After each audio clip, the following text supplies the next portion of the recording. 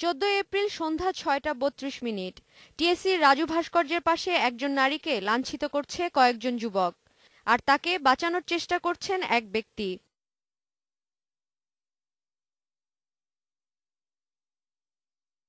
এবার সন্ধ্যা ৬টা ৪৫ মিনিট ভিড়ের মধ্যে আরেক নারী লাঞ্ছনার শিকার হন।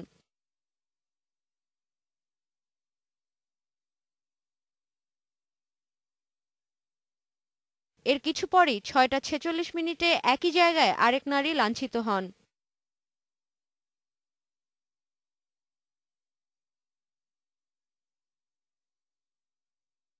সন্ধ্যা ৭টা ৫ থেকে ৭টা ৮ পর্যন্ত দেখা যায় তিনটি মেয়েকে একটি দল লাঞ্ছিত করছে।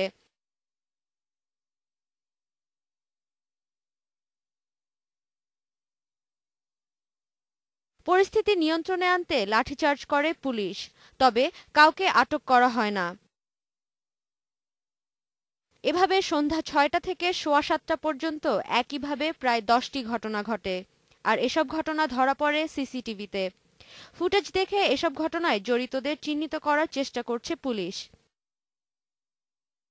Sadia Afrin, independent news, Dhaka.